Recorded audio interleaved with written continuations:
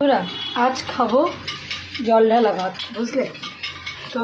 ভর্তা বানালাম একটু পেঁয়াজ আর রসুনের ভর্তা। এর মধ্যে পেঁয়াজ আর রসুনটাকে তেলে ভেজে নিয়েছি, দিয়ে এর মধ্যে একটু নুন দেবো, বুঝলে, অল্প করে নুন দিয়ে এর মধ্যে একটা কাঁচা নয় এই শুকনো মরিচ দিয়ে এরম করে একটুখানি জ্বলে নেবো রসুনগুলোকে। এই ভর্তাটা না খেতে খুব ভালো লাগে, এটাকে না এরম করে ডলে নিলেই হবে। এই রসুনগুলোকে এমনভাবে ডলে নিলে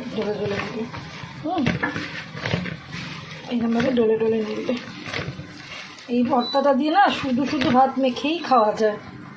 দুপুরবেলা আমাদের লাঞ্চ দেখো, আলু চোখা, পেঁয়াজে আর রসুনের ভর্তা, একটা জলঢালা ভাত, একটা ডিমের ভাজা আর শুকনো লঙ্কা আর পেঁয়াজ। এই হচ্ছে আজকে দুপুরবেলা আমাদের লাঞ্চের আয়োজন। তো এই তপ্ত দুপুরে এত সুন্দর একটা লাঞ্চ যদি কেউ পায় তাহলে কত সুন্দর না হয় বলো। প্রত্যেকটা লাঞ্চ যদি হয় কার না ভালো লাগে। দেখো এর মধ্যে আরও অনেক রকম ভর্তা, অনেক রকম মাছ ভাজা এগুলো দিয়েও হবে। আজকে যেহেতু আমরা বাড়িতে লোকজন কম আছি তাই এটার ওপর হলো। তবে এই খাওয়াটা এই গরমকালে কিন্তু খুবই লোভনীয় আর শরীরের জন্য খুব ভালো। যারা যেরকমভাবেই পারো মোট কথা জল ঢালা ভাত খাও, ভালো থাকবে, সুস্থ থাকবে এবং সতেজ থাকবে। এই গরমে জলের ঘাটতিটা পূর্ণ হয়ে যাবে। তো কেমন লাগলো অবশ্যই জানিও। এবার দেখি মেখে দিয়ে কেমন লাগে, খেয়ে দেখো কেমন লাগে। বন্ধুরা এই হচ্ছে দুপুরের আজকে আমাদের লাঞ্চের আইটেম।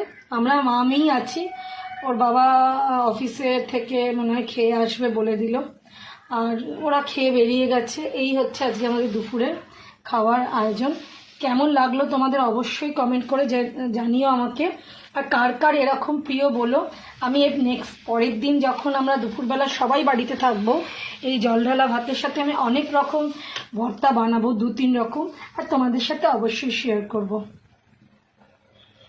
তো বন্ধুরা কেমন লাগলো অবশ্যই জানিও। মেয়ে আর আমি আজকে খাবো, তো আমাদের দুজনের জন্য এইটুকুই জোগাড় যথেষ্ট।